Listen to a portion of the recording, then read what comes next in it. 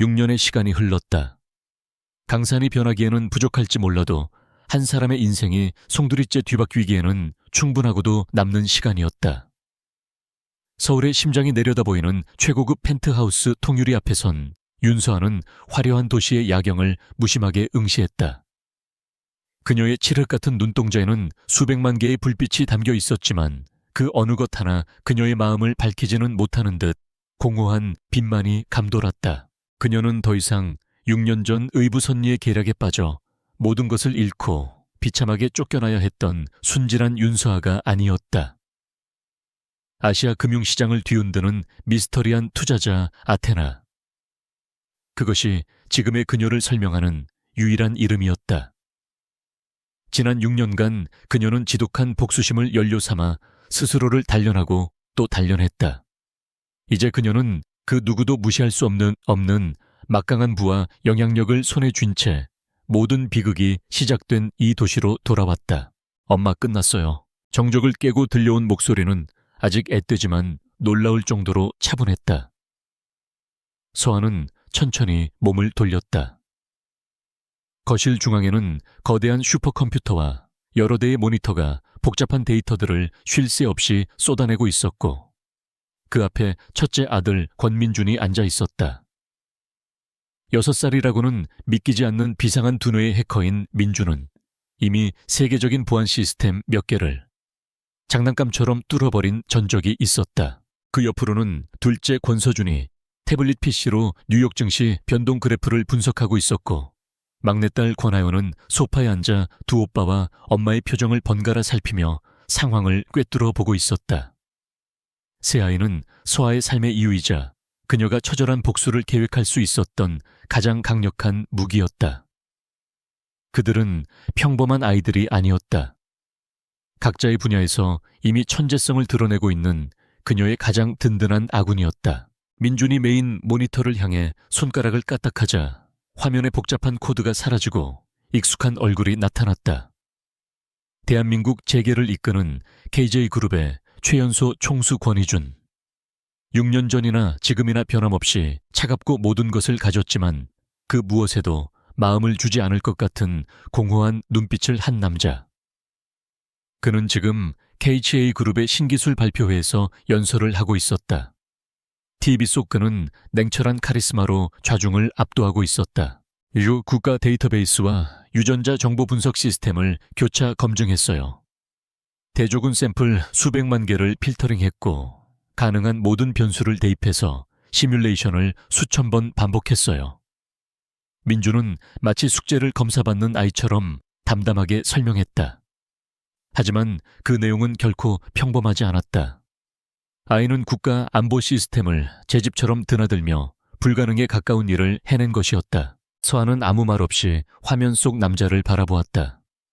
심장이 얼음처럼 차갑게 식어내리는 것 같았다. 애써 묻어두었던 6년 전 그날의 악몽이 선명하게 되살아났다. 의부선리 윤채린의 비웃음 자신을 벌레 보듯 하던 권희준의 경멸 어린 시선. 그리고 모든 것을 빼앗긴 채 낯선 땅으로 도망쳐야 했던 자신의 처절했던 모습까지. 그녀는 주먹을 꽉 쥐었다. 손톱이 살을 파고드는 아픔이 오히려 흩어지려는 이성을 붙잡아 주었다. 바로 그때 민준의 마지막 말이 비수처럼 날아와 서아의 심장에 박혔다. 엄마 해킹 성공했어요. 99.99% 확률로 저 사람이 우리 아빠예요. 그 말은 사형 선고와도 같았다. 어렴풋이 짐작은 하고 있었지만 이렇게 데이터로 증명된 진실은 너무나도 잔혹했다. 자신의 인생을 망가뜨린 남자 복수의 최종 목표가 되어야 할 그 남자가 바로 자신의 목숨 같은 아이들의 아버지라니. 운명의 장난은 이토록 가혹했다. 서준이가 태블릿에서 눈을 떼고 입을 열었다. KJ그룹의 현재 주가 자산 규모, 그리고 최근 진행 중인 인수합병 프로젝트들을 분석해봤어요. 외부에서 공격할 수 있는 취약점이 몇 군데 보여요. 특히 윤채린 이사가 담당하는 신규 바이오 사업부는 재무구조가 불투명하고 과대 포장된 부분이 많아요. 아이는 감정 없는 목소리로 기업의 약점을 해부하듯 분석 결과를 읊었다. 막내 하은이가 소파에서 내려와 서아의 곁으로 다가와 그녀의 손을 꼭 잡았다. 아이는 엄마의 미세한 떨림을 느끼고 있었다. 엄마, 이제 시작할 시간이에요. 혜은이의 까만 눈동자가 서아를 똑바로 올려다보며 물었다. 그 눈빛에는 아이답지 않은 깊은 이해와 결의가 담겨 있었다. 새 아이는 이미 모든 것을 알고 준비를 끝낸 상태였다.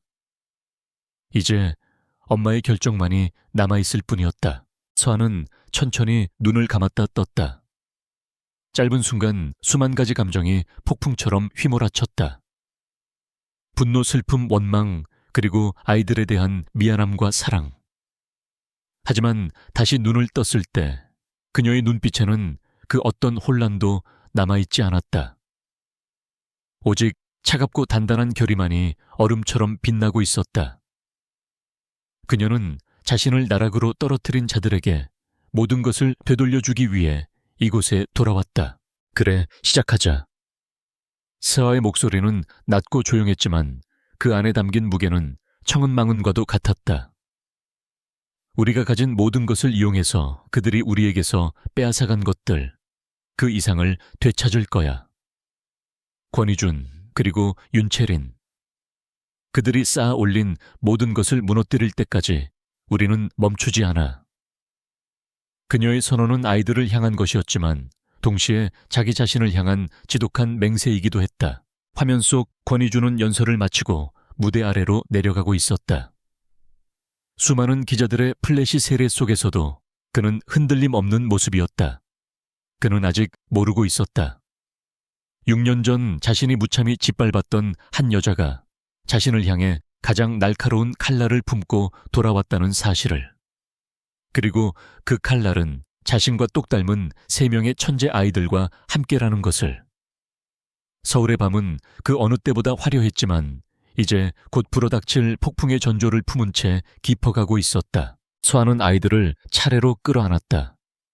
이 아이들이 없었다면 그녀는 진작에 무너졌을 것이다. 아이들은 그녀의 약점이자 가장 강력한 힘이었다. 그녀는 아이들의 머리를 쓰다듬으며 나지막이 속삭였다. 민주나 KJ그룹의 내부 보안망을 계속 주시해줘. 서준아, 윤채린의 자금 흐름을 추적할 루트를 확보해. 혜은아, 넌 윤채린과 관련된 인물들의 심리적 약점을 분석해 주렴. 아이들은 마치 숙련된 요원들처럼 고개를 끄덕였다. 이것은 그들에게 놀이가 아니었다. 엄마의 상처를 치유하고 부당하게 빼앗긴 것들을 되찾기 위한 그들 가족만의 전쟁이었다. 그들은 앞으로 벌어질 일들을 두려워하지 않았다.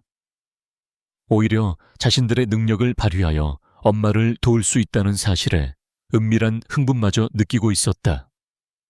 천재적인 재능은 때로는 축복이지만 때로는 감당하기 힘든 짐이 되기도 했다. 서아는 다시 통유리 창가로 걸어갔다.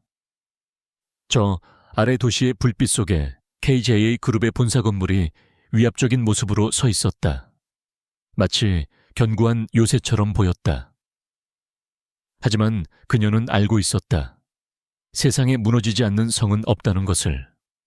가장 견고한 성벽은 언제나 내부에서부터 무너져 내리는 법이다.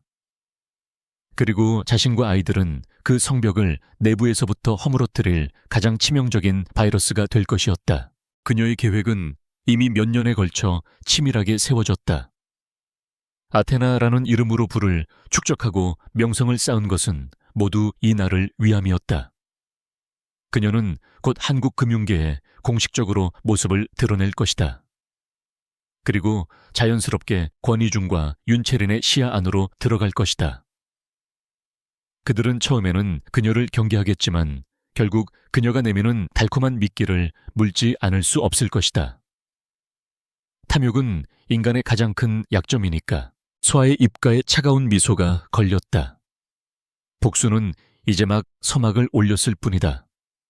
이것은 단순히 돈과 명예를 되찾는 싸움이 아니었다. 짓밟힌 존엄과 빼앗긴 인생을 되찾는 성전이었다. 그녀는 더 이상 잃을 것이 없었다. 하지만 그녀의 적들은 가진 것이 너무나도 많았다.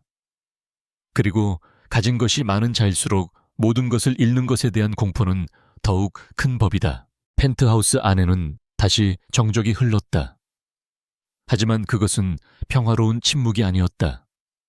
폭풍전야의 고요한 먹이를 눈앞에 둔 최상위 포식자의 숨죽임과도 같은 긴장감이 공간을 가득 메우고 있었다. 세 아이는 각자의 자리에서 엄마의 명령을 수행하기 시작했고, 서아는 오랫동안 잊고 지냈던 자신의 진짜 이름을 되뇌었다. 윤서아. 그 이름으로 당당히 세상 앞에 서는 날, 그녀의 복수는 완성될 것이다. 서울의 밤하늘 아래 대한민국 1%의 상류층이 모이는 화려한 파티가 열리고 있었다.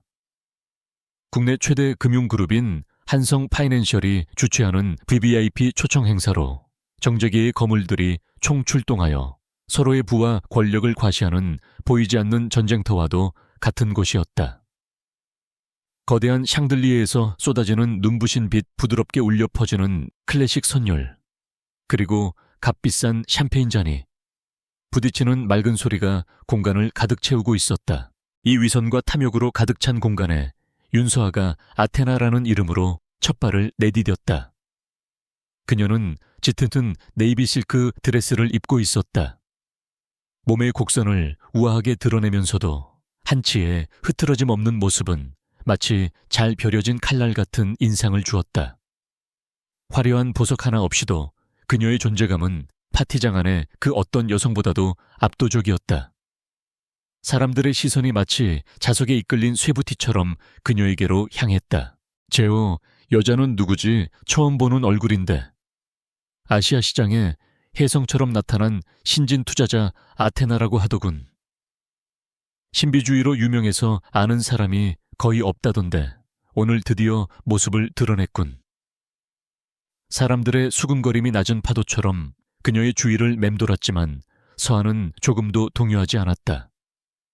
그녀는 이미 이런 시선에 익숙했다. 오히려 이 모든 상황을 즐기고 있었다. 적진의 심장부로 들어온 스파이처럼 그녀는 냉정하게 주변을 살피며 목표를 찾았다. 그리고 그리 오랜 시간이 걸리지 않아 그녀는 파티장의 가장 중심에서 스포트라이트를 받고 있는 두 사람을 발견했다. KJ그룹의 총수 권희중과 그의 약혼녀이자 KJ바이오의 이사인 윤채린. 6년이라는 시간이 흘렀지만 권희주는 여전히 조각상처럼 차갑고 완벽한 모습이었다. 윤채린은 그의 팔에 다정하게 매달려 행복한 미소를 짓고 있었지만 서아는 그 미소 뒤에 숨겨진 탐욕과 불안을 읽어낼 수 있었다. 서아는 천천히 그들을 향해 움직였다. 직접 다가가지 않고 그들의 동선에 자연스럽게 자신을 위치시켰다. 전략가의 움직임은 언제나 신중하고 계산적이어야 했다. 그녀가 와인잔을 든 채 창밖의 야경을 보는 척 돌아서는 순간 마침내 그들의 시선이 허공에서 마주쳤다. 권희준의 눈빛에 스친 것은 아주 찰나의 미동이었다. 처음 보는 여자에게서 느껴지는 알 수 없는 익숙함. 그는 자신도 모르게 미간을 살짝 찌푸렸다. 하지만 윤채린의 반응은 달랐다. 처음에는 낯선 여자의 당당한 모습에 가벼운 질투를 느꼈지만 서아의 눈을 보는 순간 온몸의 피가 차갑게 식는 듯한 공포를 느꼈다. 얼굴은 분명 달랐다. 6년 전에 촌스럽고 순진했던 언니의 모습은 어디에도 없었다. 하지만 저 눈빛 모든 것을 꿰뚫어 부른 듯한 깊고 차가운 저 눈빛은 분명 윤서아의 것이었다. 체리는 애써 고개를 저으며 아닐 거라고, 그럴 리가 없다고 스스로를 다독였다.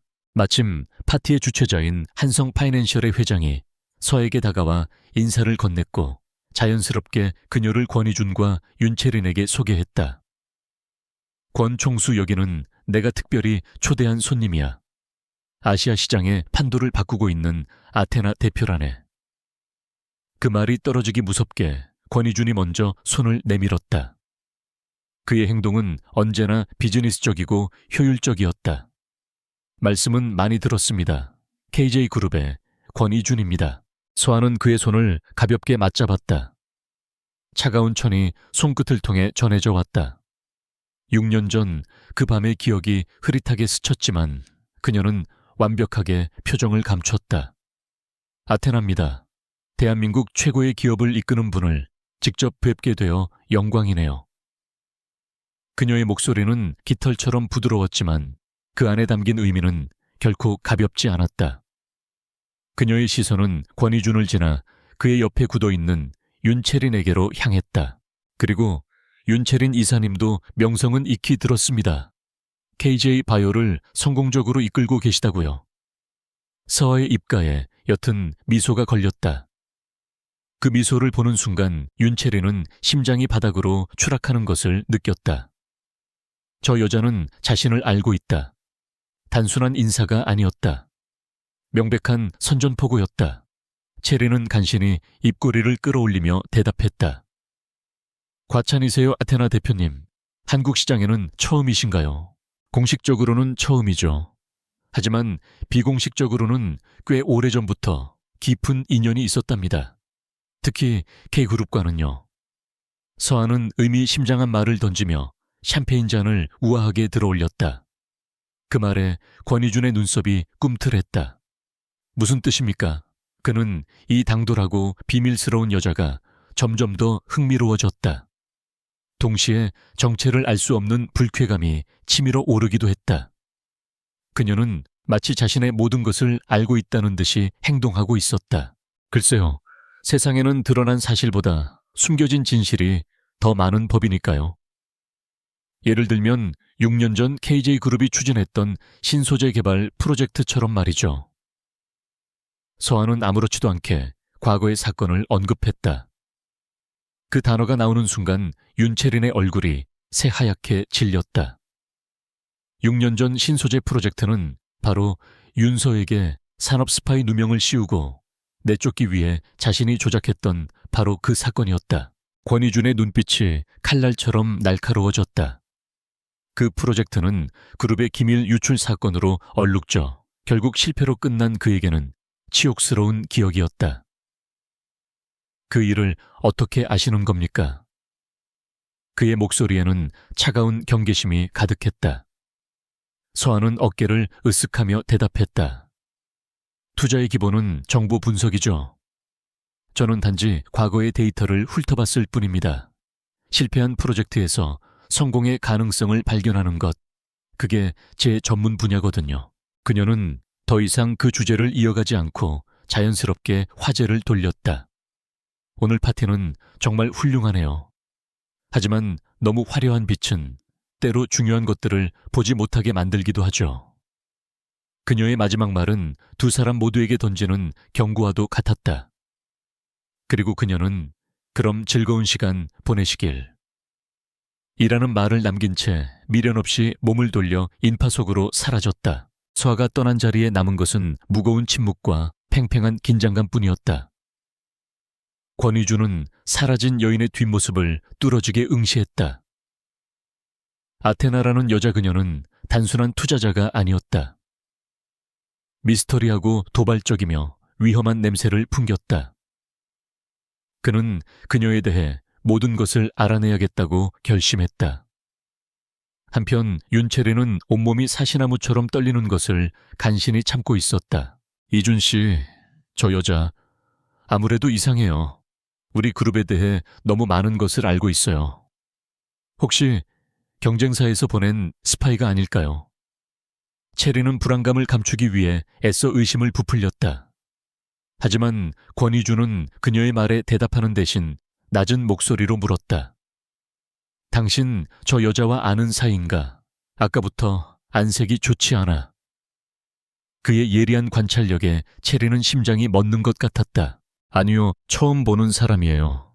그냥 기가 너무 센 사람이라 조금 부담스러웠을 뿐이에요. 체리는 황급히 변명했지만 이미 그녀의 목소리는 심하게 떨리고 있었다. 권희준은 더 이상 묻지 않았지만 그의 마음속에는 의심의 씨앗이 심어졌다. 약혼녀의 과민한 반응과 정체불명의 투자자 아테나, 그리고 6년 전에 잊고 있던 프로젝트. 이 모든 것들이 그의 머릿속에서 복잡하게 얽히기 시작했다. 파티장을 빠져나온 서한은 주차장으로 향하며 차가운 밤 공기를 깊이 들이마셨다. 성공적인 첫 대면이었다. 윤채린의 공포와 권희준의 호기심. 그녀가 정확히 원했던 반응이었다. 그들은 이제 잠 못 이루는 밤을 보내게 될 것이다. 서한은 채 올라타면서 손에 쥐고 있던 작은 녹음 장치의 버튼을 껐다. 방금 전 그들의 대화는 고스란히 녹음되어 있었다. 이것은 앞으로의 싸움에서 유용하게 쓰일 또 하나의 무기가 될 것이었다. 그녀의 계획은 이제 2단계를 향해 나아가고 있었다. 그녀는 권희준이 자신에게 먼저 접근해 올 것이라는 것을 알고 있었다. 그는 먹잇감을 발견한 맹수처럼 자신의 호기심과 의심을 해결하기 전까지는 결코 그녀를 내버려 두지 않을 남자였다. 그리고 그것이 바로 서아가 파놓은 함정의 입구였다. 운명의 톱니바퀴는 마침내 6년의 시간을 거슬러 다시 맞물리기 시작했다.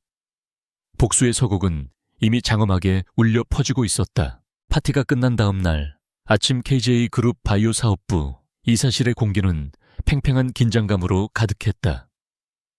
윤채린은 밤새 한숨도 자지 못한 사람처럼 핏발선 눈으로 컴퓨터 모니터를 노려보고 있었다. 그녀의 손가락은 쉴 새 없이 키보드 위를 오가며 아테나라는 이름과 관련된 모든 정보를 검색했지만 결과는 언제나 똑같았다.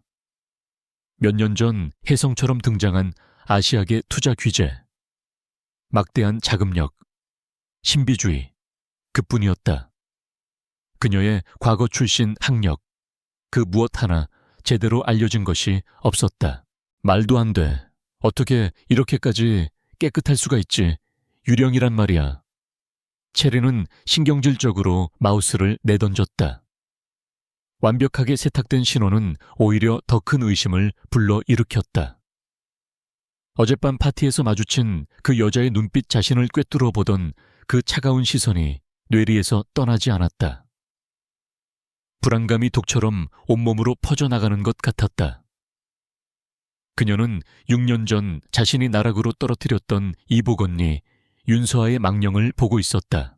같은 시각 서울의 스카이라인이 한눈에 들어오는 펜트하우스에서는 체린의 불안과는 정반대의 차분하고 지적인 분위기가 흘렀다. 찾았어요. 둘째 서준이가 태블릿 PC 화면을 엄마 윤서에게 내밀었다. 화면에는 KAA 바이오가 사활을 걸고 진행 중인 신약 개발 프로젝트의 기밀 보고서가 떠 있었다. 민준이 하룻밤 사이에 KJ그룹의 3중 보안 시스템을 뚫고 빼내온 자료였다. 서준은 보고서의 한 부분을 손가락으로 가리켰다. 이 프로젝트는 크로뮴이라는 희귀 원료에 전적으로 의존하고 있어요. 그런데 공급을 담당하는 알란테크라는 중소기업의 재무 상태가 매우 불안정해요. 윤채린 이사는 공급가를 후려치는 방식으로 단기적 이익을 부풀렸지만 덕분에 알란테크는 파산 직전이에요. 아이는 감정 없는 목소리로 프로젝트의 치명적인 아킬레스건을 정확히 짚어냈다. 서아는 아들의 분석을 조용히 듣고 있었다. 그녀의 머릿속에서는 이미 수십 가지의 공격 시나리오가 그려지고 있었다. 가장 효과적이고 가장 치명적인 한방. 그녀는 윤채린에게 단순한 경고가 아닌 뼈저린 공포를 선물하고 싶었다. 알란테크의 부채를 가진 채권 은행이 어디지? 서아의 질문에 서준은 기다렸다는 듯이 즉시 다른 데이터를 화면에 띄웠다. 그날 오후 아시아 금융시장에 작은 파문이 일었다. 홍콩에 본사를 둔 정체불명의 투자사가 알란테크의 부실 채권을 대량으로 매입하기 시작한 것이다. 거의 동시에 유럽의 한 경제 전문지에서 알란테크의 재무 부실과 파산 가능성을 경고하는 짧은 기사가 터져 나왔다. 모든 것은 서아가 아테나의 이름으로 배후에서 조종한 일이었다. 수십 개의 유령 회사를 동원한 정교한 작전이었다. 뉴스가 퍼지자마 정보에 민감한 주식시장은 즉각적으로 반응했다. 알란테크의 주가는 폭락하기 시작했고 패닉에 빠진 투자자들이 투매에 나서면서 상황은 걷잡을 수 없이 악화되었다. 그리고 마침내 결정타가 날아들었다. 서아의 유령 회사는 알란테크의 최대 채권자 자격으로 기업 회생 절차를 신청했고, 법원은 즉시 모든 자산을 동결하고 원료 공급을 중단하라는 명령을 내렸다. KJ 바이오 사업부는 그야말로 벌집을 쑤셔놓은 듯한 혼란에 빠졌다. 프로젝트의 핵심 원료 공급이 하루아침에 끊겨버린 것이다. 당장 다음 주부터 시작될 예정이었던 임상 2상 실험은 물론 모든 생산 라인이 멈춰 설 위기에 처했다. 관련 부서의 전화기는 불이 났고 직원들은 비상대책회의를 소집하느라 분주하게 움직였다. 그리고 이 모든 혼란의 중심에 윤채린이 있었다. 대체 어떻게 된 일이야? 당장 다른 공급처를 알아봐 채린은 회의실에 모인 부하 직원들에게 고함을 질렀다. 하지만 돌아오는 대답은 절망적이었다. 이사님, 크로뮴은 알란테크의 독점 생산 원료라 단기간에 대체 공급처를 찾는 것은 불가능합니다. 직원의 보고에 채린은 눈앞이 캄캄해졌다. 우연이 아니었다. 이것은 명백히 누군가 자신을 겨냥하고 벌인 일이었다. 그리고 그녀의 머릿속에는 단 한 사람의 이름만이 떠올랐다. 아테나. 그녀는 곧바로 권희준의 집무실로 달려갔다. 이준 씨, 이건 공격이에요. 누군가 의도적으로 우리 프로젝트를 방해하고 있어요. 체리는 다급하게 외쳤다. 하지만 권희준의 반응은 냉담했다. 그는 폭락한 KJ 바이오 주가 그래프가 떠있는 모니터에서 눈을 떼지 않은 채 차가운 목소리로 물었다. 공격이라고? 내가 보기엔 부실한 공급망 관리로 인한 예견된 사고 같은데. 아니에요. 어제 파티에서 만났던 그 여자 아테나의 짓이 틀림없어요. 이건 우연이 아니라고요. 체리는 거의 울부짖듯 말했다. 그녀는 자신의 직감이 맞다고 확신했다. 하지만 증거가 없었다. 권희준은 의자 등받이에 깊숙이 몸을 기댄 채 감정을 알 수 없는 눈으로 체린을 바라보았다. 윤채린 이사 설사, 그게 사실이라고 해도 문제의 본질은 바뀌지 않아. 리스크 관리에 실패한 건 당신이야. 권희준은 분노하고 있었다. 하지만 그의 분노는 외부의 공격이 아닌 내부의 허술함을 향해 있었다. 그는 이미 비서를 통해 이번 사태의 전말을 보고받은 상태였다. 누군가 알란테크의 취약점을 정확히 파고들어 최소한의 비용으로 최대의 효과를 거두었다. 그는 그 정교하고 대담한 수법에 분노와 동시에 기묘한 감탄마저 느끼고 있었다. 마치 잘 짜인 체스 게임을 보는 것 같았다. 당신은 이 프로젝트에 그룹의 미래가 걸려 있다고 했어. 그런데 고작 중소기업 하나 제대로 관리 못해서 이 사태를 만들었나. 권희준의 질책은 얼음처럼 차가웠다. 체리는 아무런 대꾸도 할 수 없었다. 그의 신뢰를 잃고 있다는 공포가 엄습했다. 그녀는 간신히 목소리를 쥐어짰다. 지금이라도 제가 직접 아테나를 만나서 단판을 짓겠어요. 어떻게든 해결해 볼게요. 됐어. 권희준은 단호하게 그녀의 말을 잘랐다. 이 문제는 내가 직접 처리하지. 당신은 이번 사태에 대한 경위서나 자세히 작성하도록 해. 예. 그의 말은 사실상 이번 프로젝트에서 손을 떼라는 통보나 다름없었다.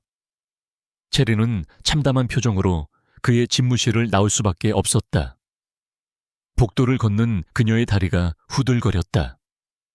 6년 동안 공들여 쌓아온 탑이 무너져 내리기 시작하고 있었다. 한편 모든 상황을 자신의 펜트하우스에서 실시간으로 지켜보고 있던 서아의 표정은 얼음처럼 차가웠다. 모니터 한쪽에는 처참하게 무너진 K바이오의 주가 그래프가, 다른 한쪽에는 윤채린의 히스테릭한 반응을 보고하는 내부 정보원의 메시지가 떠 있었다. 모든 것이 그녀의 시나리오대로 완벽하게 흘러가고 있었다. 엄마, 예상대로 권희준이 직접 움직이기 시작했어요. 아테나에 대한 최고 수준의 정보 수집을 지시했어요. 민준이가 모니터를 바라보며 보고했다. 서아는 고개를 끄덕였다. 괜찮아. 그들이 찾을 수 있는 건 우리가 미리 만들어 놓은 허상뿐일 테니까. 그녀는 권희준이 자신을 단순한 적이 아닌 흥미로운 상대로 인식하기 시작했다는 사실에 만족했다. 첫 번째 공격은 성공적이었다. 이 한 방으로 그녀는 세 가지를 얻었다. 윤채린에게 공포를 심어주었고, 권희준에게는 자신의 능력을 각인시켰으며, KK그룹 내부에는 균열의 씨앗을 뿌렸다. 이제 그녀는 다음 수를 둘 차례였다. 권희준이 미끼를 물고 자신에게 먼저 다가오게 만드는 것, 그리고 그를 자신의 게임판 안으로 끌어들여 서서히 숨통을 조이는 것. 복수의 이막이 곧 오르려 하고 있었다. 윤채린이 던진 아테나 배우설은 권희준의 머릿속에서 쉽게 떠나지 않았다. 하지만 그의 분노와 의심은 채린이 원하는 방향과는 전혀 다른 곳으로 향하고 있었다. 그는 다음 날 아침 자신의 집무실에서 아테나에 대한 모든 정보가 담긴 보고서를 읽고 있었다. 그의 직속 정보팀이 밤새 총력을 기울여 만든 결과물이었지만 내용은 인터넷에서 떠도는 소문과 별반 다르지 않았다. 그녀는 완벽한 유령이었다. 권희준은 보고서를 테이블 위로 던졌다. 그는 윤채린처럼 감정적으로 동요하지 않았다. 대신 상대의 능력을 냉정하게 분석하고 있었다. 이토록 완벽하게 자신의 흔적을 지울 수 있는 인물이라면 보통 내기가 아니라는 증거였다. 알란 테크를 무너뜨린 수법 또한 마찬가지였다. 최소한의 움직임으로 상대의 가장 약한 고리를 정확하게 끊어내는 솜씨는 감탄이 나올 정도였다. 그는 이런 상대를 적으로 돌리고 싶지 않았다. 적을 가까이에 두어라. 오래된 격언이 그의 뇌리를 스쳤다. 그는 아테나라는 여자를 적으로 규정하고 싸우기보다는 자신의 통제권 안으로 끌어들이는 편이 훨씬 더 효율적이라고 판단했다. 그녀의 진짜 목적이 무엇이든 정체가 무엇이든 바로 눈앞에 두고 감시하며 이용하는 것. 그것이 권희준의 방식이었다. 그는 인터폰을 눌러 비서실장을 호출했다. 아테나 체육에 공식적으로 연락해 KJ그룹과 아테나가 공동으로 참여하는 새로운 글로벌 펀드 조성을 제안하고 싶다고. 최대한 정중하게 하지만 거절할 수 없는 조건을 제시하도록. 그의 목소리에는 망설임이 없었다. 이것은 단순한 사업 제안이 아니었다. 상대를 자신의 판으로 끌어들이기 위한 정교하게 설계된 덫이었다. 그는 이 덫을 통해 아테나의 발톱과 이빨이 무엇인지 직접 확인하고 싶었다. 며칠 후 서하의 펜트하우스로 KGA그룹의 공식 제안서가 도착했다. 권희준의 비서실장이 직접 방문하여 전달한 두툼한 서류 봉투였다. 서하는 아이들과 함께 거실 테이블에 둘러앉아 제안서를 꼼꼼하게 검토했다. 제안의 내용은 파격적이었다. 신흥기술기업에 투자하는 10억 달러 규모의 펀드를 공동으로 조성하고 KJ그룹은 자금과 인프라를 아테나는 투자 대상을 발굴하고 운용하는 역할을 맡는다는 것이 골자였다. 되어치네요. 가장 먼저 입을 연 것은 재무 분석을 맡은 서준이었다. 초기 자본금 비율은 우리에게 유리하게 설정되어 있지만 펀드 운용 규정 곳곳에 K그룹의 이사회가 개입할 수 있는 독소 조항들이 숨어 있어요. 수익이 발생하면 그들의 통제권이 강해지고 손실이 발생하면 우리에게 책임을 떠넘기기 쉬운 구조예요. 아이는 어른들도 쉽게 찾아내기 힘든 함정들을 정확하게 지적했다. 해커인 민준이도 노트북 화면을 가리키며 거들었다. 제안서 파일 자체에도 추적 코드가 심어져 있어요. 우리가 이 파일을 열어본 시간, 검토한 페이지, 심지어 특정 단어에 머무른 시간까지 K그룹 서버로 전송되고 있을 거예요. 물론 제가 이미 역으로 추적해서 가짜 정보를 흘려보내고 있지만요. 민준의 말에 서하는 희미하게 미소 지었다. 막내 하은이는 제안서가 아닌 엄마의 표정을 살피고 있었다. 권희준이라는 사람은 엄마를 시험하고 싶은 거예요. 엄마가 이 덫을 알아챌 만큼 똑똑한지, 그리고 알아채고도 밟을 만큼 배짱이 있는지. 아이의 통찰력은 언제나 핵심을 꿰뚫었다. 서아는 세 아이의 머리를 차례로 쓰다듬었다. 이 아이들은 그녀에게 세상 무엇과도 바꿀 수 없는 보물이자 가장 신뢰하는 전략가들이었다. 너희들 말이 모두 맞아. 이건 명백한 함정이야. 서아가 입을 열었다. 하지만 사자는 사냥을 할 때 기꺼이 함정 안으로 스스로 걸어 들어가는 법이지. 먹잇감을 방심시키고 가장 가까운 거리에서 목을 물어뜯기 위해서. 그녀의 눈빛이 차갑게 빛났다. 우리는 이 제안을 받아들일 거야. KJ그룹이라는 견고한 요새에 들어갈 수 있는 가장 확실한 초대장이니까. 서아는 KJ그룹 측에 회신을 보냈다. 제안에 흥미가 있으며 구체적인 조건은 권희준 총수와 직접 만나서 논의하고 싶다고. 며칠 뒤 두 사람의 만남이 성사되었다. 장소는 KJ타워 최상층에 위치한 권희준의 개인적인 공간으로 쓰이는 미팅 룸이었다. 서울의 정령이 한눈에 내려다 보이는 권력의 정점을 상징하는 듯한 장소였다. 서아는 약속 시간 정각에 미팅 룸에 들어섰다. 권희준은 이미 창가에 서서 그녀를 기다리고 있었다. 와주셔서 감사합니다, 아테나 대표님. 그가 먼저 손을 내밀었다. 지난번 파티에서보다 훨씬 더 직접적이고 강렬한 시선이었다. 서아는 여유롭게 그의 손을 맞잡았다. 이렇게 좋은 제안을 주셨는데 마다할 이유가 없죠. 어이저 권 총수님. 두 사람은 거대한 테이블을 사이에 두고 마주 앉았다. 팽팽한 긴장감이 방 안을 가득 메웠다. 먼저 입을 연 것은 권이준이었다. 그는 제안서의 내용을 다시 한번 설명하며 이번 파트너십에 대한 기대를 늘어놓았다. 그의 말은 논리정연했고 목소리는 자신감으로 가득 차 있었다. 그는 자신이 이 게임의 주도권을 쥐고 있다고 믿어 의심치 않았다. 그의 설명이 끝나자 서아는 조용히 입을 열었다. 총수님의 제안 정말 매력적입니다. 하지만 몇 가지 독소 조항들이 파트너십의 본질을 해칠 우려가 있어 보이는군요. 그녀는 제안서의 특정 페이지를 정확히 짚어내며 서준이가 지적했던 문제점들을 하나씩 거론하기 시작했다. 그녀의 반박은 날카로웠고 법률적, 재무적 지식은 완벽했다. 권희준의 표정에 처음으로 미세한 변화가 생겼다. 그는 그녀가 이 함정들을 간파할 것이라고 예상은 했지만 이토록 완벽하게 분해하고 역으로 자신을 공격해 올 줄은 몰랐다. 그녀는 단순히 똑똑한 수준이 아니었다. 전체 판을 읽는 능력이 자신과 동급이거나 혹은 그 이상이었다. 그는 흥미를 느꼈다. 위협적인 상대에게서 느끼는 기묘한 쾌감이었다. 그 부분들은 파트너의 리스크를 최소화하기 위한 안전장치일 뿐입니다. 권희준이 방어적으로 대답했다. 서아는 작게 웃었다. 진정한 파트너십은 서로의 발목에 족쇄를 채우는 것이 아니라 서로에게 날개를 달아주는 것이라고 생각합니다.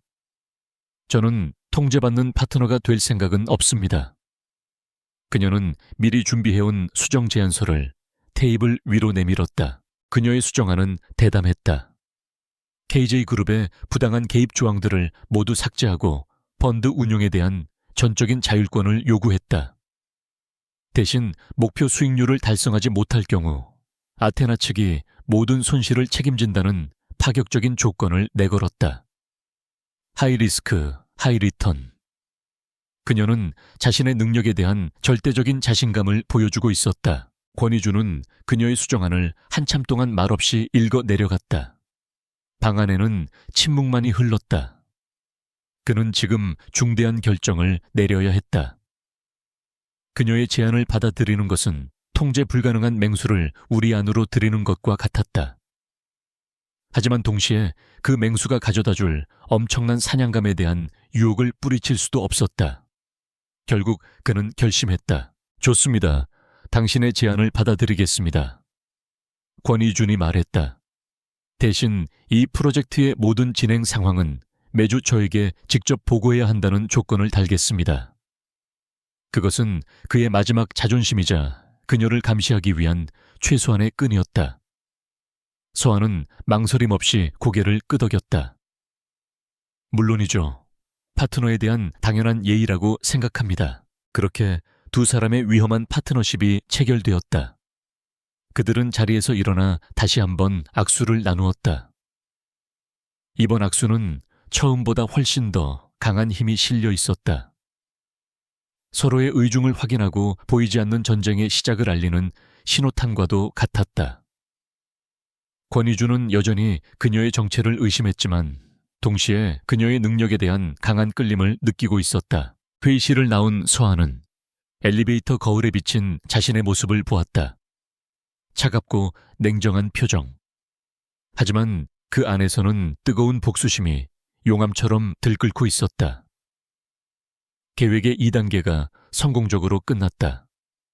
그녀는 마침내 적의 심장부로 들어가는 문을 열었다. 이제부터는 하루하루가 살얼음판을 걷는 듯한 싸움이 될 것이다. 하지만 그녀는 두렵지 않았다. 그녀의 뒤에는 세상에서 가장 든든한 3명의 천재 아이들이 함께하고 있었으니까. 프로젝트 프로메테스, 권희준이 아테나와의 공동 펀드에 붙인 이름이었다. 인류에게 불을 가져다준 신의 이름처럼 이 프로젝트가 미래 기술의 불씨를 찾아내 세상을 바꿀 것이라는 거창한 의미를 담고 있었다. 하지만 그 이면에는 상대를 자신의 의도대로 통제하고 불태워버리려는 검은 야망이 숨겨져 있었다. 그리고 윤서아는 그 모든 것을 알면서도 기꺼이 불 속으로 뛰어들었다. 첫 공식 회의가 열리는 날, 서아는 단 한 명의 수행원도 없이 KJ 그룹 본사 최상층에 위치한 전략 회의실로 들어섰다. 거대한 통유리창 너머로 서울이 발 아래 펼쳐져 있는 그야말로 권력의 심장부였다. 테이블에는 이미 권희준과 그의 핵심 참모들이 무거운 표정으로 앉아 서아를 기다리고 있었다. 그들의 눈빛에는 낯선 침입자를 향한 노골적인 경계심이 서려 있었다. 늦지 않았군요, 아테나 대표. 권희준이 시계를 확인하며 말했다. 칭찬인지 비꼼인지 알 수 없는 미묘한 말투였다.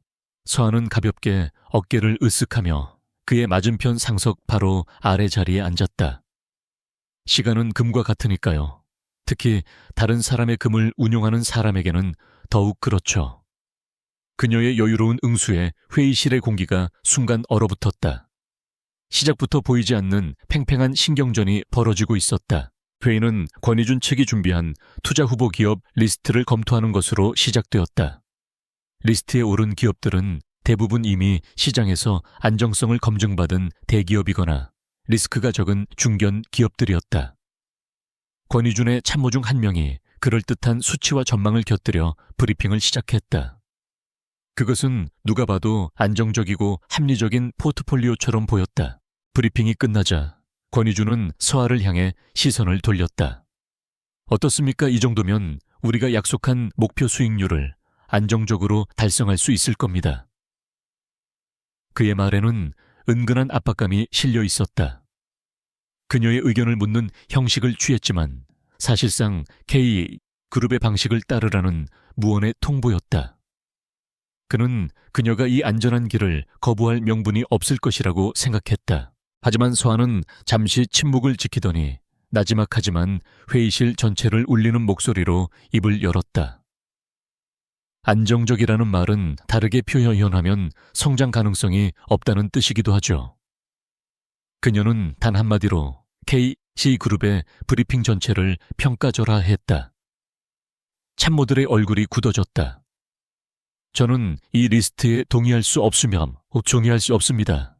이것은 투자가 아니라 은행 예금에 가깝군요. 프로메테스라는 거창한 이름이 아깝습니다. 권희준의 눈썹이 꿈틀했다. 그럼 대표님께서는 어떤 대안을 가지고 계십니까? 그의 목소리에 날이 서기 시작했다. 서아는 기다렸다는 듯이 자신이 준비해온 파일을 테이블 위 스크린에 띄웠다. 화면에 나타난 것은 생소한 이름의 스타트업들이었다. 인공지능 기반 신약 개발 차세대, 배터리 소재 양자 컴퓨팅. 하나같이 성공 가능성은 미지수지만 성공할 경우 세상을 바꿀 수 있는 혁신적인 기술을 가진 기업들이었다. 이 기업들은 현재 가치보다 미래 가치가 수백 배는 더 큰 곳들입니다. 물론 리스크가 크죠. 하지만 하이리스크 없이는 하이리턴도 없습니다. 불은 원래 뜨겁고 위험한 법입니다. 권 총수님.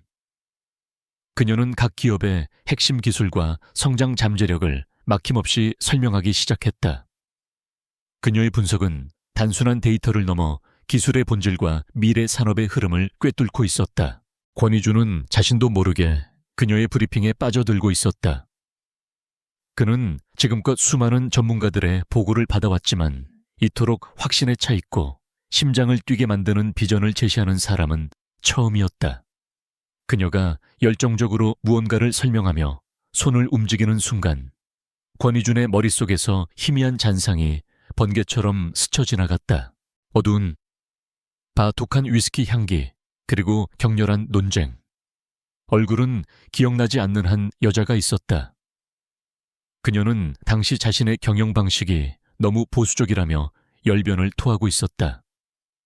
진정한 혁신은 가장자리에서 시작되는 거예요.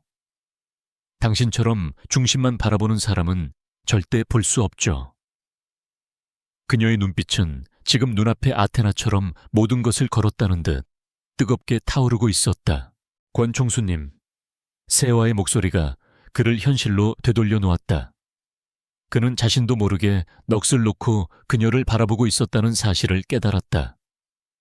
회의실의 모든 시선이 그에게 쏠려 있었다. 그는 마른 기침을 하며 흐트러진 표정을 가다듬었다. 너무 이상적이군요. 현실성이 떨어집니다. 그는 애써 그녀의 제안을 깎아내렸지만 목소리에는 이전과 같은 확신이 실려 있지 않았다. 현실은 만들어가는 것입니다. 기다리는 것이 아니고요. 서한은 물러서지 않았다. 두 사람의 눈빛이 허공에서 격렬하게 부딪혔다. 그것은 단순한 사업 논쟁이 아니었다.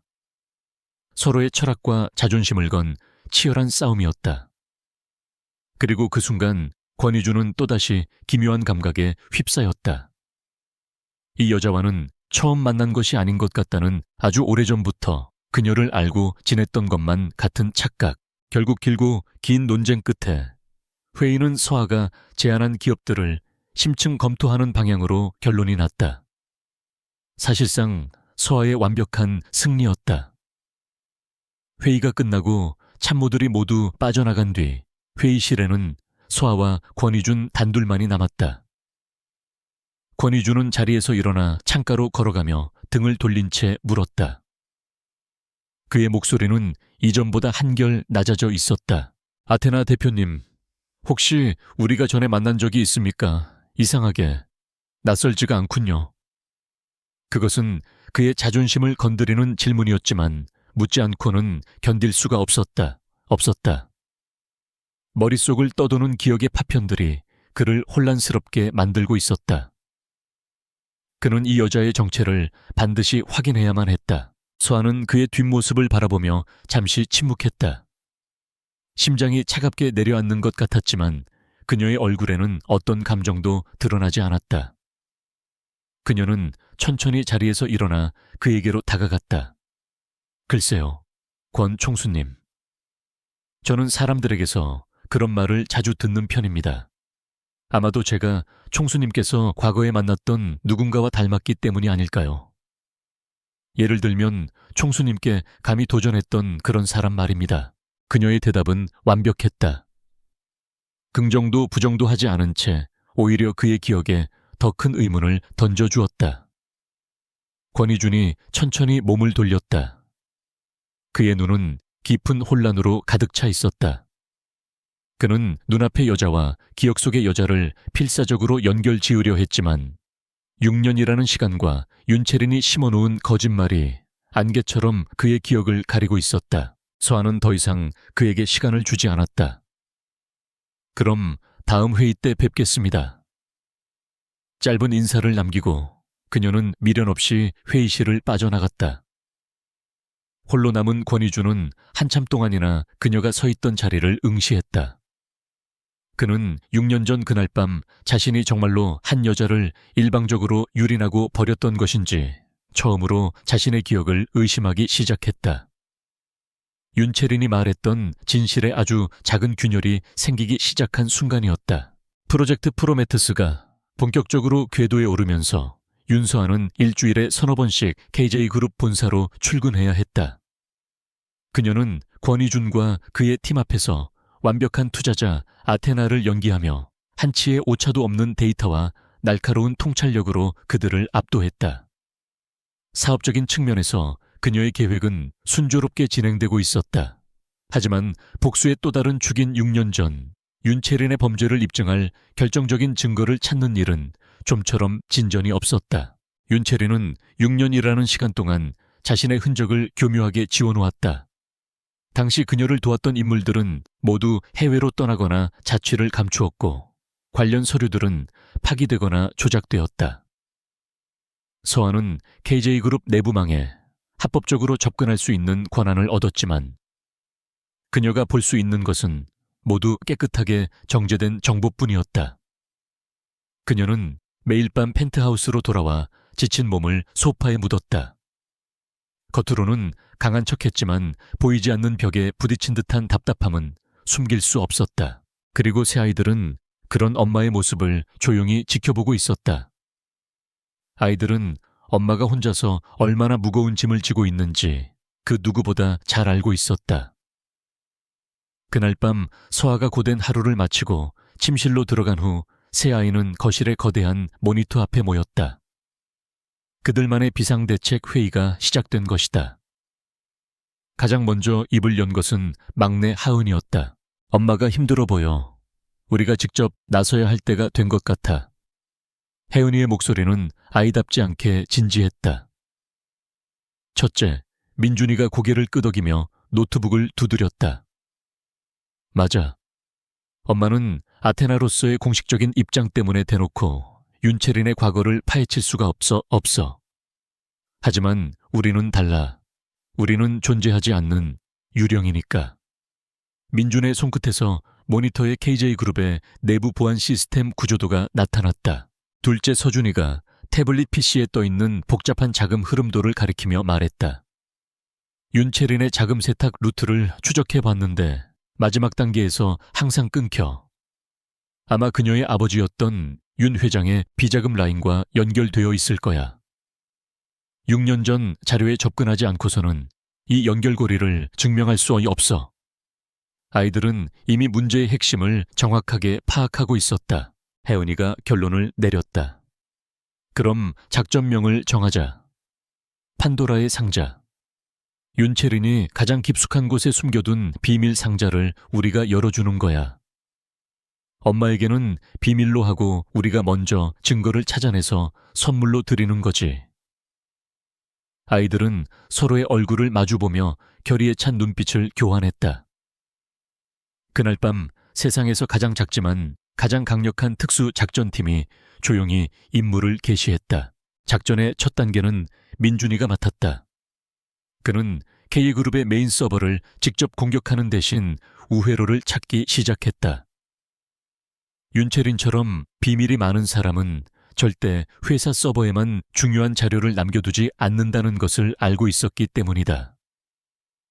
민준은 윤채린의 최측근이자 비서인 김미영 실장의 개인 클라우드 계정을 타겟으로 삼았다. 그녀는 보안에 취약했고 윤채린의 모든 사생활을 관리하는 인물이었다. 민준의 손가락이 키보드 위에서 춤을 추기 시작했다. 그는 김미영 실장의 SNS 이메일, 온라인 쇼핑 기록 등을 순식간에 훑으며 그녀의 모든 개인정보를 수집했다. 그리고 그 정보를 조합하여 클라우드 계정의 비밀번호를 유추해냈다. 몇 번의 시도 끝에 마침내 접근 권한을 얻는데 성공했다. 클라우드 안에는 김미영 실장의 개인적인 사진들 외에 YC, 이사님 업무라는 이름의 암호화된 폴더가 숨겨져 있었다. 찾았다. 민주는 조용히 읊조리며 곧바로 암호 해독 프로그램을 가동했다.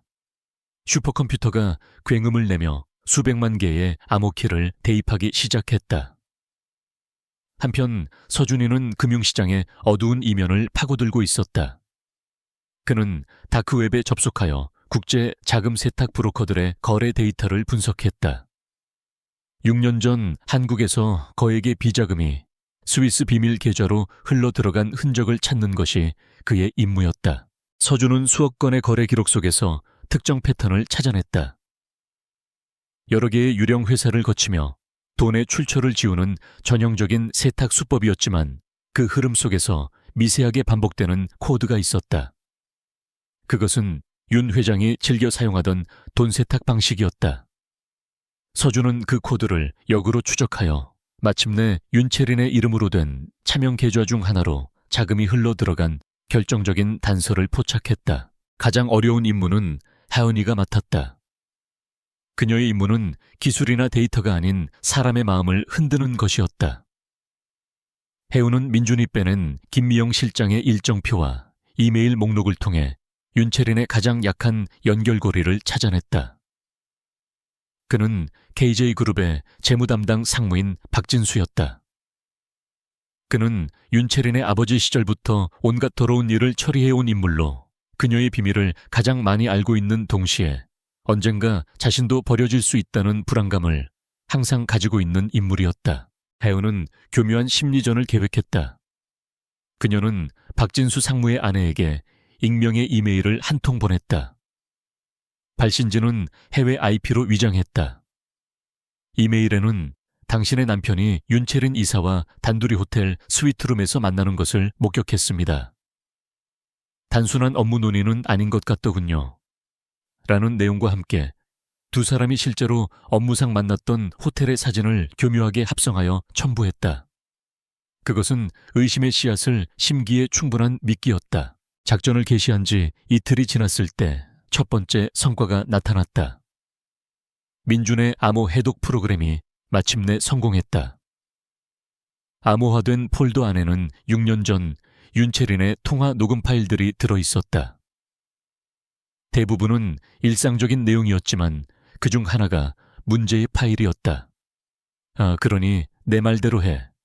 네가 윤서아의 노트북에 그 파일을 심고 나는 권희준에게 그녀가 널 유혹했다고 말할 테니 성공하면 네 가족의 빚은 전부 해결해주지. 윤채린이 누군가를 협박하는 내용이 똑똑히 담겨 있었다. 비슷한 시각 하은이가 심어놓은 의심의 씨앗도 싹을 틔우기 시작했다.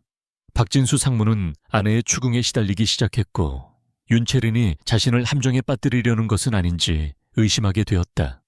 그는 회사에서 윤채린을 피하기 시작했고 두 사람의 완벽했던 공조에 미세한 균열이 생겨났다.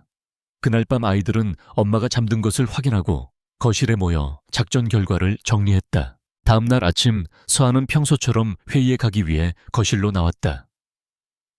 하지만 아이들은 이미 소파에 나란히 앉아 그녀를 기다리고 있었다. 거대한 모니터에는 판도라의 상자 작전 중간 보고라는 제목이 떠 있었다. 이게 다 뭐니? 서아가 어리둥절한 표정으로 묻자 아이들은 비장한 표정으로 프레젠테이션을 시작했다. 민준이가 녹음 파일을 재생했고 서준이가 자금 흐름도를 설명했으며 하은이가 박진수 상무의 심리 변화를 분석해 주었다. 모든 보고가 끝났을 때 서아는 아무 말도 할 수 없었다. 충격 감동 그리고 아이들에 대한 미안함과 걱정이 뒤섞여 눈시울이 뜨거워졌다. 너희들 어떻게 이런 위험한 일을... 그녀의 목소리가 떨리자 혜은이가 다가와 엄마의 손을 꼭 잡았다. 엄마, 우리는 엄마의 복수를 돕는 게 아니에요. 이건 우리 가족의 정의를 되찾는 일이에요. 그러니 더 이상 혼자 힘들어하지 마세요. 그 말에 서아는 끝내 참고 있던 눈물을 터뜨렸다. 그녀는 새 아이를 힘껏 끌어안았다. 아이들은 그녀의 약점이 아니었다. 그녀가 가진 세상에서 가장 강력하고 눈부신 검이었다. 이제 그 검을 휘두를 때가 되었다. 아이들이 가져온 판도라의 상자는 윤서아의 복수 계획에 새로운 불씨를 지폈다. 그녀는 더 이상 안개 속을 헤매는 기분으로 싸우지 않아도 되었다. 아이들이 찾아낸 증거들은 어둠을 밝히는 한 줄기 빛과도 같았다. 하지만 서아는 감상에 젖어 있을 시간이 없었다. 이 증거들은 아직 파편에 불과했다. 이 조각들을 엮어 윤채린과 그녀의 공모자들의 목에 단단한 밧줄을 거는 것은 이제 온전히 그녀의 몫이었다. 그녀는 펜트하우스의 작전실에서 밤을 새웠다. 민준이가 복원한 6년 전 녹음 파일을 수십 번도 더 반복해서 들었다. 윤채린의 목소리는 선명했지만 그녀에게 협박을 당하는 남자의 목소리는 긴장과 공포로 심하게 떨리고 변조되어 있었다. 서한은 최첨단 음성 분석 프로그램을 가동했다. 화면에 남자의 성문 샹문 그래프가 복잡한 파형을 그리며 나타났다. 그녀는 이 파형을 6년 전 신소재 개발 프로젝트에 참여했던 모든 남성 연구원들의 데이터와 비교하기 시작했다. 몇 시간의 분석 끝에 마침내 시스템이 7%의 일치율을 보이는 한 사람을 지목했다. 이름은 김동호. 당시 프로젝트에 참여했던 책임 연구원 중 한 명이었다. 서한은 그를 기억했다. 실력은 뛰어났지만 성격이 소심하고 늘 무언가에 쫓기는 듯 불안해 보였던 남자. 그는 서아가 회사에서 쫓겨난 직후 일신상의 이유로 갑자기 사직서를 내고 종적을 감췄었다. 서아는 곧바로 서준이가 정리해놓은 자금 흐름도를 펼쳤다. 윤채린의 차명 계좌에서 거액의 돈이 빠져나간 시점과 김동호 연구원이 퇴사한 시점이 정확하게 일치했다. 퍼즐 조각이 하나씩 맞춰지기 시작했다. 윤채린은 김동호를 매수하거나 협박하여 자신에게 누명을 씌우는 데 이용했고 그 대가로 돈을 지불한 뒤 해외로 도피시킨 것이 분명했다. 그렇다면 왜 서한은 스스로에게 질문을 던졌다. 단순히 자신을 권희준에게서 떼어놓기 위해서 이토록 치밀한 계획을 세웠다고 윤채린이 그럴 만한 인물이라는 것은 알지만 무언가 석연치 않았다. 이것은 단순한 질투심에서 비롯된 범죄라기엔 판이 너무 컸다. 그녀는 6년 전 자신이 마지막으로 작성했던 프로젝트 분석 보고서를 떠올렸다. 당시 그녀는 프로젝트의 기술적 결함과 비정상적인 자금 집행에 대한 의문을 제기했었다. 그 순간 서아의 머릿속에서 모든 조각들이 하나의 거대한 그림으로 완성되었다. 설마 날 내쫓은 진짜 이유는? 그녀는 온몸에 소름이 돋는 것을 느꼈다. 6년 전 신소재 개발 프로젝트 자체가 거대한 사기극이었던 것이다. 돌아가신 윤 회장과 당시의 부패한 임원들이 프로젝트를 핑계로 막대한 연구비를 빼돌리고 있었고 눈치 빠른 자신이 그 비밀에 가까워지자 희생양으로 삼아 모든 것을 덮어버린 것이었다. 그녀의 사적인 스캔들은 그들의 거대한 범죄를 가리기 위한 완벽한 연막이었던 셈이다. 진실의 윤곽이 드러나자 분노가 머리끝까지 치밀어 올랐다. 그들은 단순히 자신의 명예와 사랑을 짓밟은 것이 아니었다. 자신의 인생 전체를 그들의 탐욕을 채우기 위한 제물로 바쳤던 것이다. 서한은 주먹을 불끈 쥐었다.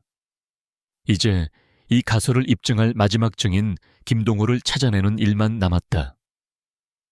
그녀는 아테나의 이름으로 움직이는 전 세계의 정보 브로커와 사립 탐정들에게 김동호의 행방을 수소문하라는 지시를 내렸다. 이틀 후 캐나다의 한적한 소도시에서 응답이 왔다. 김동호는 데이비드 킴이라는 이름으로 신분을 세탁한 채 작은 세탁소를 운영하며 조용히 살고 있었다. 그는 지난 6년간 죄책감과 불안에 떨며 유령처럼 살아온 것이다. 서한은 직접 그에게 연락하는 대신 안전이 보장된 비공개 보안 채널을 통해 익명의 메시지를 보냈다. 메시지는 단 한 줄이었다. 6년 전 KJ그룹 신소재 프로젝트의 진실을 알고 있습니다. 몇 시간 뒤 김동회에게서 답장이 왔다. 당신 누구야? 원하는 게 뭐지? 그의 메시지에서는 극도의 경계심과 공포가 느껴졌다. 서한은 그를 안심시키는 것이 우선이라고 판단했다. 나는 당신의 적이 아닙니다. 오히려 당신과 같은 피해자일지도 모르죠. 나는 진실을 밝히고 윤채린의 죄를 세상에 드러내려 합니다. 당신의 도움이 필요합니다. 김동호는 침묵했다. 그는 쉽사리 마음을 열지 않았다. 서한은 마지막 카드를 꺼내 들었다. 그녀는 민준이가 복원한 녹음 파일의 일부를 그에게 전송했다. 자신의 목소리가 담긴 파일을 들은 김동호는 충격에 빠졌다. 그는 더 이상 부인할 수 없었다. 어떻게 이 파일을 날 협박하려는 건가? 그의 손가락은 공포로 떨리고 있었다. 협박이 아닙니다. 기회를 주려는 겁니다. 서한은 차분하게 타이핑을 이어갔다. 윤채리는 지금 K바이오 프로젝트로 또 다른 사기극을 준비하고 있습니다. 6년 전보다 훨씬 더 큰 규모로요. 이대로 두면 더 많은 피해자가 생길 겁니다. 당신이 지금이라도 용기를 내준다면 당신의 신변 안전은 물론 법적인 감형까지 받을 수 있도록 제가 가진 모든 힘을 동원해 돕겠습니다. 과거의 잘못을 바로잡을 수 있는 마지막 기회입니다. 사와의 진심이 담긴 설득에 김동호의 마음이 흔들리기 시작했다. 그는 지난 6년간 단 하루도 편히 잠들지 못했다. 언제 윤채린이 보낸 사람들이 자신을 찾아와 입을 막을지 모른다는 공포 속에서 살아왔다. 이 지옥 같은 삶을 끝낼 수만 있다면 결국 그는 모든 것을 털어놓기로 결심했다. 그는 화상통화를 통해 서아에게 6년 전 사건의 전말을 모두 고백했다.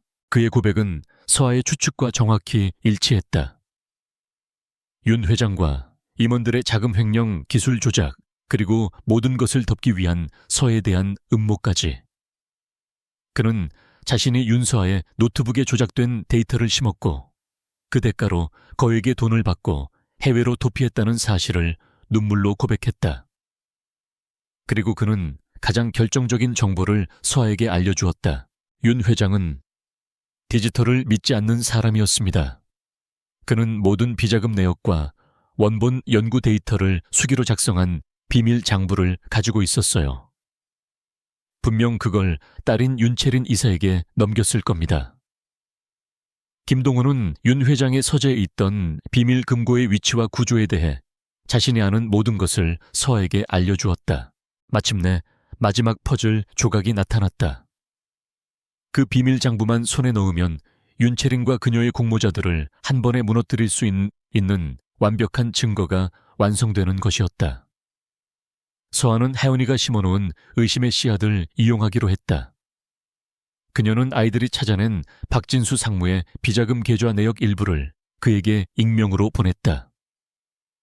윤채린 이사가 당신의 뒤를 캐고 있는 것 같더군요. 언제까지 그녀의 개로 살 생각입니까? 박진수 상무는 패닉에 빠졌다.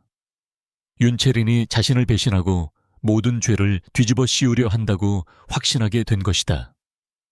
그는 살기 위해 먼저 움직여야 했다. 서아는 그에게 다시 한번 접촉했다. 윤 회장의 비밀 장부를 내게 가져오면 당신의 죄는 눈 감아주지. 이것이 당신이 살 수 있는 유일한 길이다. 결국 박진수 상무는 서아의 제안을 받아들였다. 그는 윤채린이 출장 간 틈을 타 윤 회장의 낡은 별장에 잠입하여 비밀 금괴에서 장부를 훔쳐내는 데 성공했다. 그날 밤 서아는 자신의 앞에 놓인 모든 증거들을 바라보았다.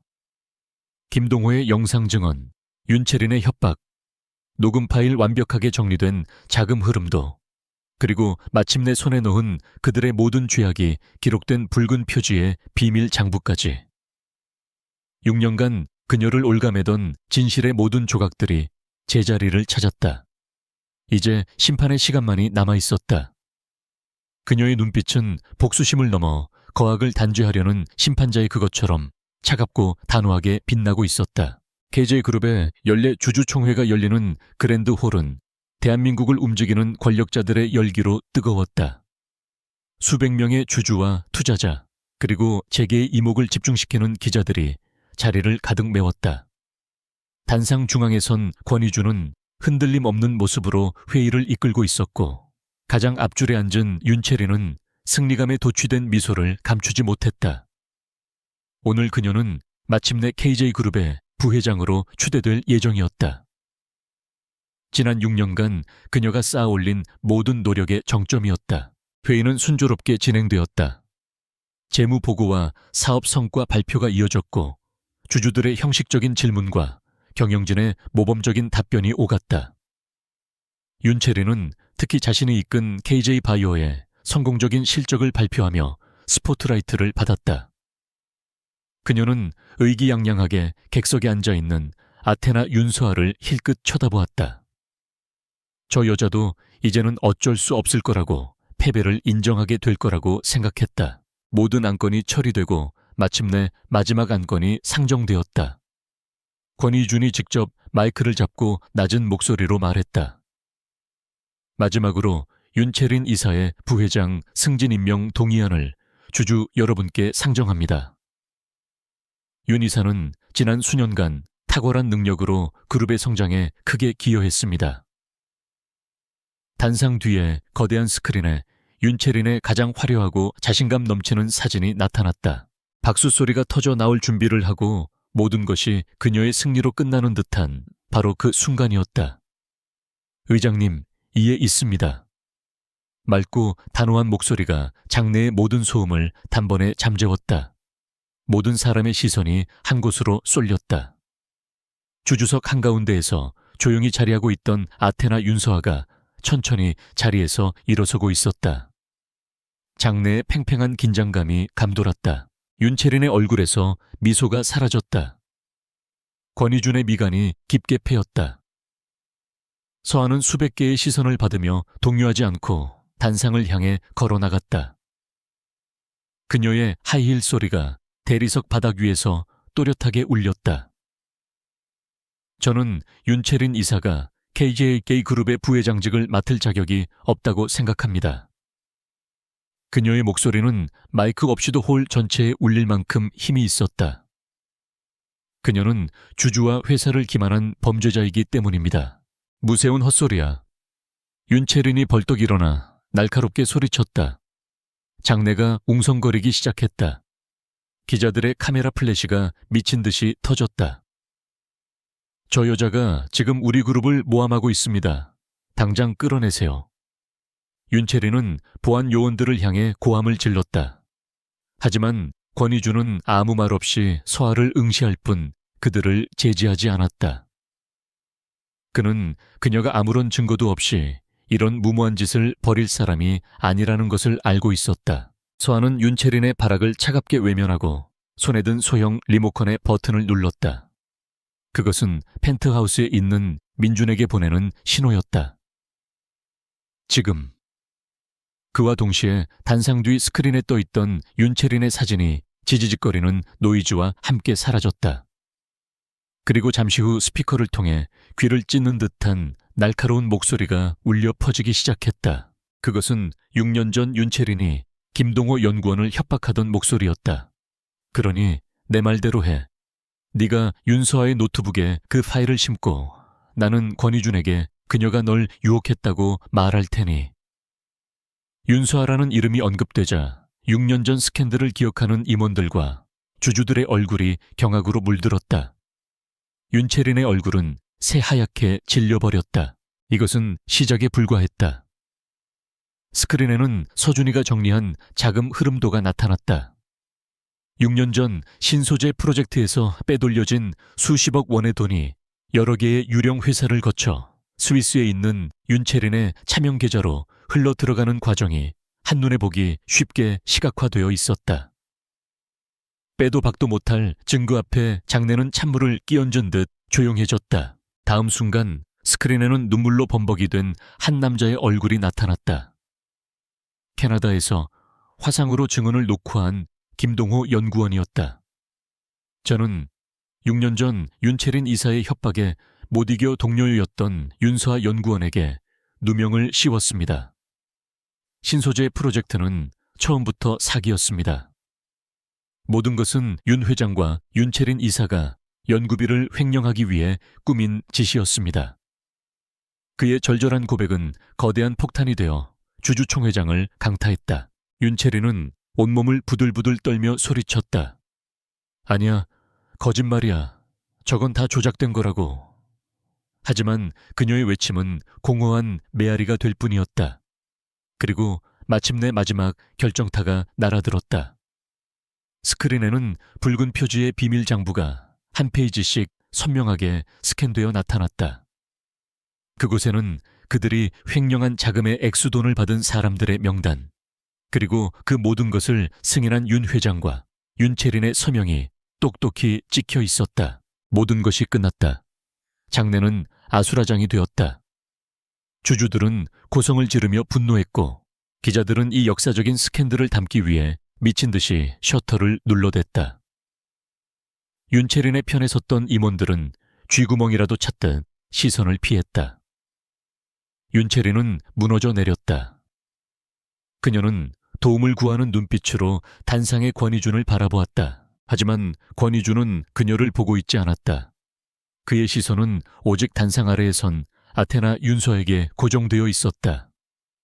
충격, 배신감, 그리고 끔찍한 진실을 마주한 자의 자기 혐오. 그의 머릿속에서 지난 6년간의 모든 기억이 재구성되고 있었다. 자신이 경멸하고 증오했던 여자 윤서아. 그녀는 가해자가 아니라 이 거대한 음모의 가장 큰 피해자였다. 그리고 자신은 그 음모에 놀아나 그녀에게 씻을 수 없는 상처를 준 공범자였다. 그는 조용히 손을 들어 보안팀에게 신호를 보냈다. 더 이상의 혼란을 막기 위함이었지만 동시에 범죄자들을 체포하라는 명령이기도 했다. 윤채린은 다리에 힘이 풀린 듯 그대로 바닥에 주저앉았다. 그녀의 화려했던 세계는 산산조각이 나버렸다. 보안 요원들이 그녀에게 다가가는 순간 서아는 차가운 눈으로 그 모든 광경을 내려다보았다. 복수는 끝났다.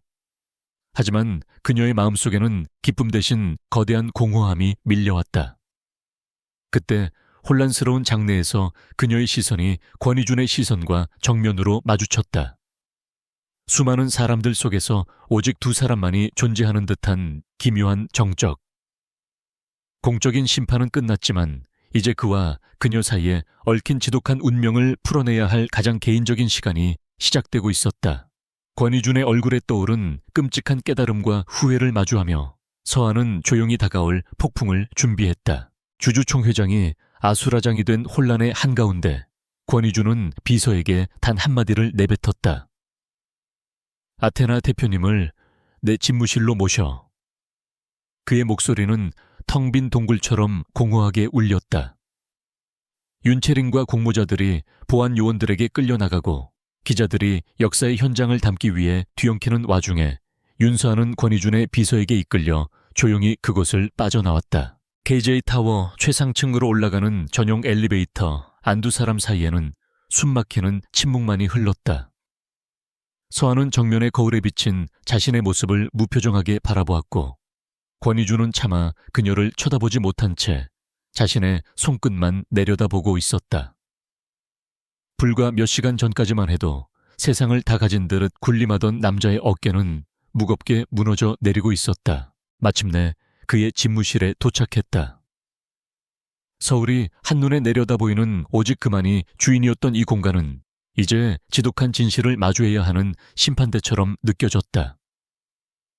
권희준은 비서를 물리고 문을 닫았다. 텅 빈 공간에 두 사람만이 남았다. 그는 한참 동안이나 망설이다가 마침내 힘겹게 입을 열었다. 그의 목소리는 심하게 갈라져 나왔다. 당신 대체 누구지? 그는 어쩌면 답을 알고 있었다. 하지만 자신의 입으로 그 이름을 부를 용기가 없었다. 자신의 지난 6년이 통째로 부정당하는 고통을 감당할 자신이 없었다. 서아는 천천히 그를 향해 몸을 돌렸다. 그녀는 더 이상 아테나의 가면을 쓰고 있지 않았다. 그녀의 눈빛에는 6년간 억눌러왔던 모든 슬픔과 분노 원망이 담겨 있었다. 내 이름은 윤서아입니다. 그녀의 목소리는 조용했지만 그 어떤 비수보다도 날카롭게 권희준의 심장을 파고들었다. 6년 전 당신이 하룻밤 상대로 치부하고 당신의 약혼녀가 꾸민 누명을 그대로 믿고 내쫓았던 바로 그 여자. 당신의 기억 속에 남아있기는 한가요?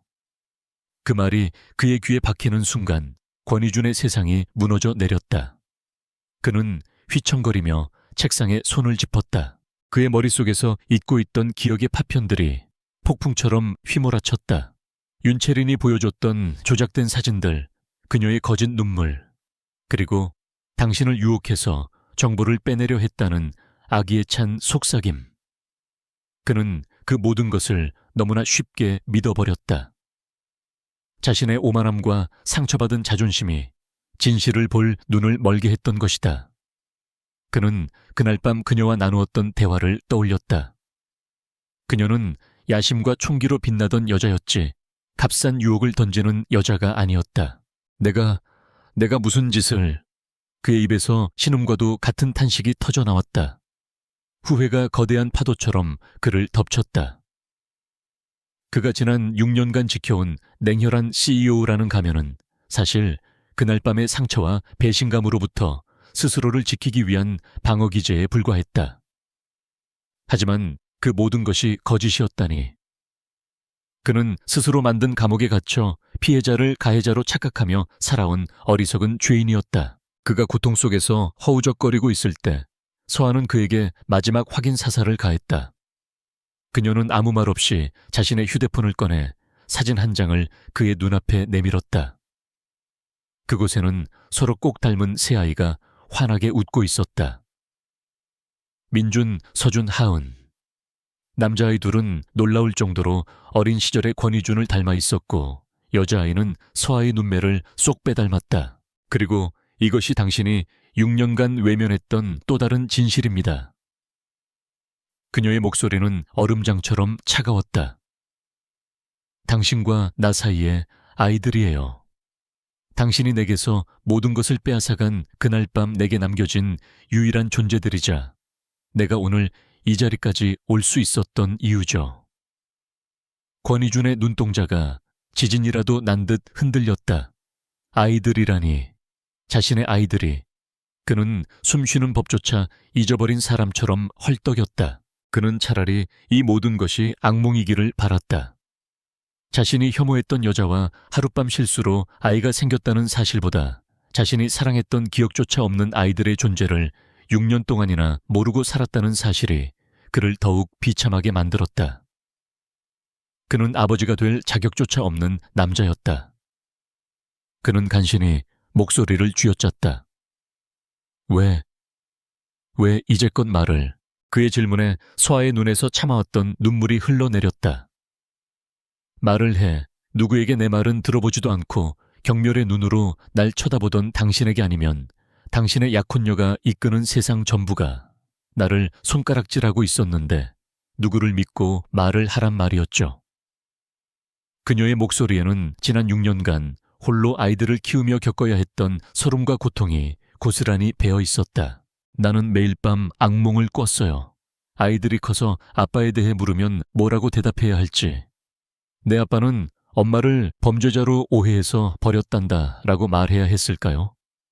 나는 당신에게 진실을 말할 기회조차 빼앗겼고 당신은 진실을 알 기회를 스스로 걷어차 버린 거예요.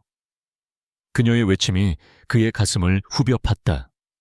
그는 아무런 변명도 할 수 없었다.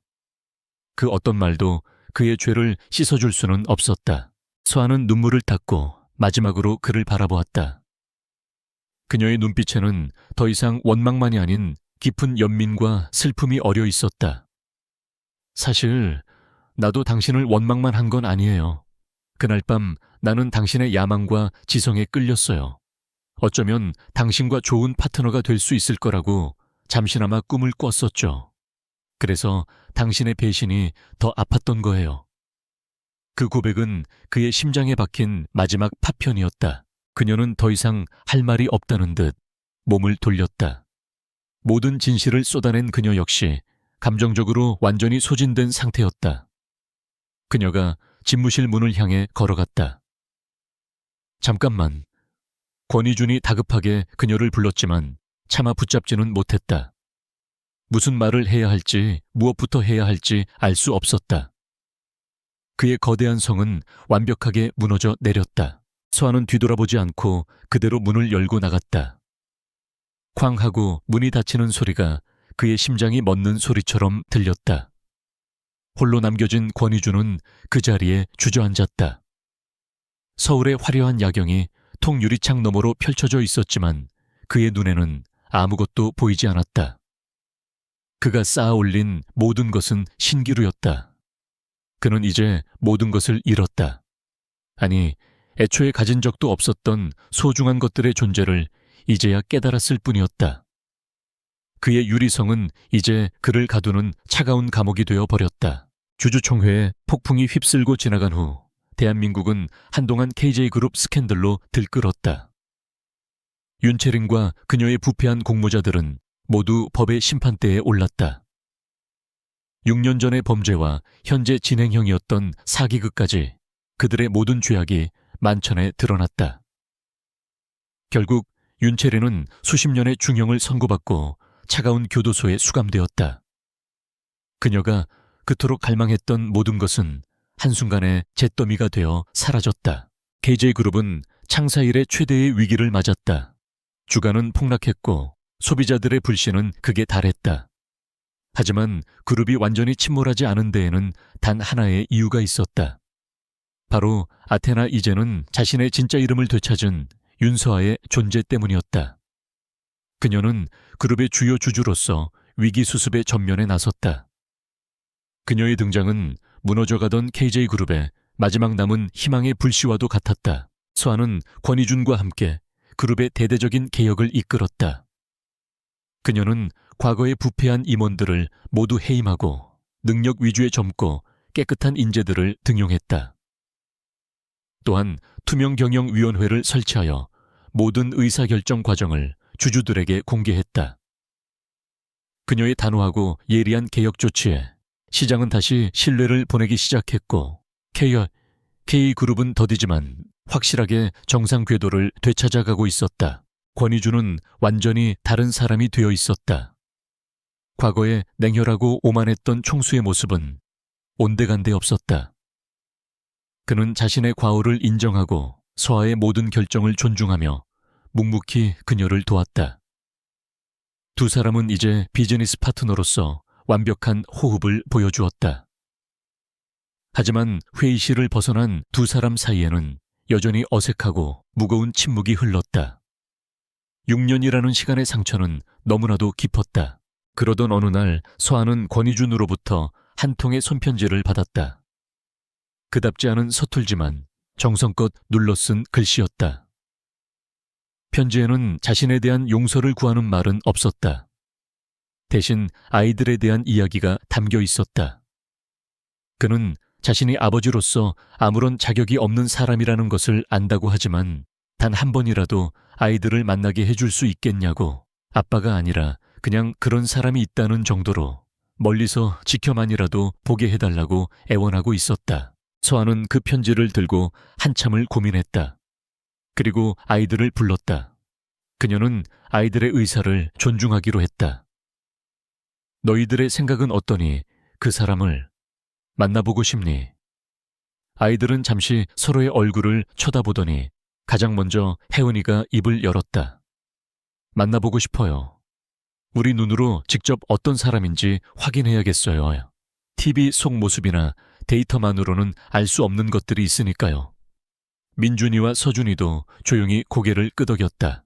첫 만남은 펜트하우스에서 이루어졌다. 권희준은 값비싼 선물 대신 작은 화분 하나만을 들고 초인종을 눌렀다. 문이 열리고 새 아이와 마주한 순간 그는 숨이 멎는 것 같았다. 화면으로만 보던 아이들은 현실 속에서 훨씬 더 작고 사랑스러웠다. 그리고 그 작은 아이들이 지난 6년간 얼마나 큰 상처 속에서 자라왔을지를 생각하니 가슴이 미어지는 듯한 고통이 밀려왔다. 처음의 어색함도 잠시 아이들은 그를 시험하기 시작했다. 민준이는 자신이 직접 코딩한 보안 프로그램을 보여주며 그의 지식을 테스트했고, 서준이는 K그룹의 재무제표에 대한 날카로운 질문들을 던졌다. 권희준은 아이들을 어린애로 대하지 않았다. 그는 각 분야의 전문가를 대하듯 진지하게 그들의 질문에 답했고, 모르는 것은 솔직하게 모른다고 인정했다. 가장 어려운 상대는 혜은이었다. 혜은이는 아무 질문도 하지 않고 그저 그의 눈을 빤히 쳐다보기만 했다.